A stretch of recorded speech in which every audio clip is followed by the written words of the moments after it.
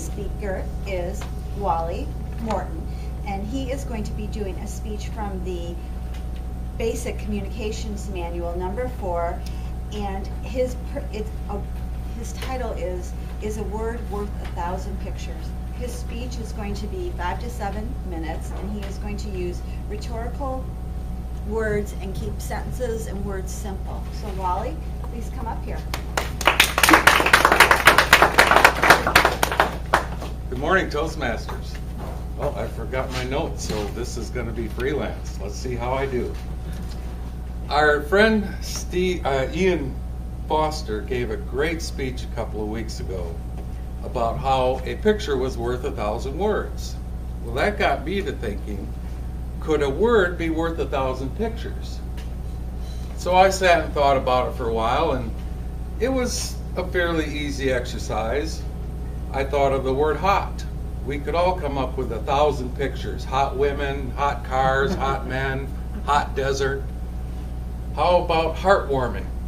I think we could all find 1,000 pictures about how to describe heartwarming. Or how about hero? I think on September 11, 2001, there had to be at least 1,000 pictures that describe the word hero. So I think any of us wordsmiths, given this exercise, could come up with a pretty long list. So let's choose some harder words. Let's go right back to the beginning of the alphabet, the letter A, which is also a word A. A dog, a boat.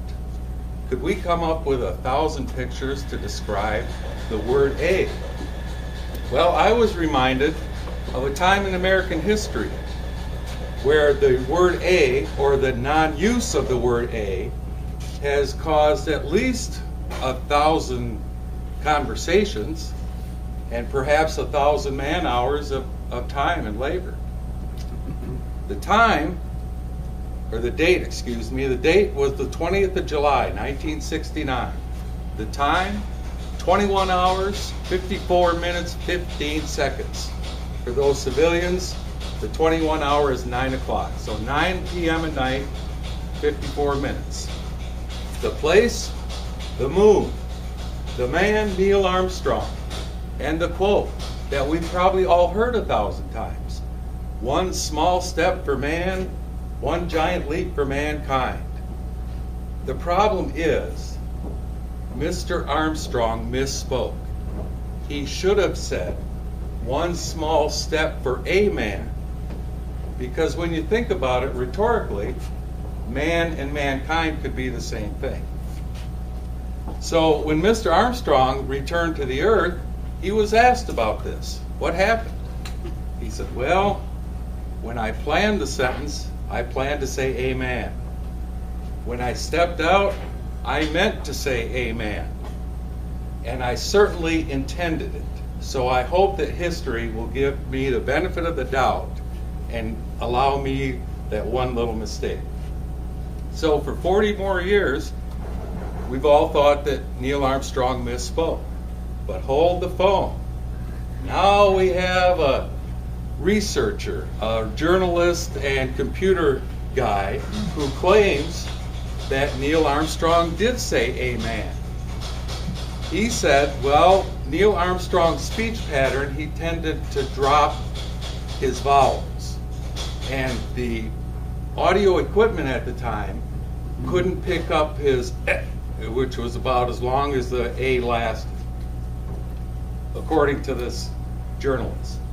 When Mr. Armstrong was asked about this new evidence, he said, well, that's certainly plausible.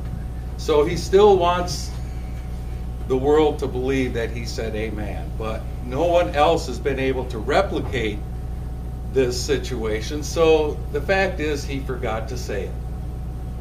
And that, I think, just shows how one little word can lead to so much consternation and confrontation. And I am thinking about words as they relate to little kids, and how important it is that we watch our words when we're speaking to little kids. I was in the 4th grade. We are going to be introduced to music. I wanted to play the cornet. Now, the cornet is like a trumpet. It's got the 3 little valves on. all the big bands, the cornet guy's right out in front. He's a lot of times the center of attention. Well, when it came time for the teacher to give us our assignments, I said, I want to play the cornet. The teacher says, well, you have the lips of a baritone. I think you should play the baritone. I said, okay. Now, anybody that knows what the baritone is, it's a great big brass horn, about the size of a 3-year-old. You're supposed to put this great big brass mouthpiece on, and if you're lucky, you get 4 notes during an entire song.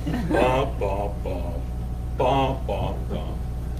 So, needless to say, I was disappointed. Now, to this day, I do not remember that man's name, and I don't remember his face, but I do remember the words that he spoke to me. And as a young man, I had a very attractive woman tell me once that I had Fred Flintstone feet. So try to go forth with that. Words are so important as we go in our lives, and especially with children. So as we leave here today, I'm going to ask us all to do one thing. See if you can find 1,000 pictures for the word happiness.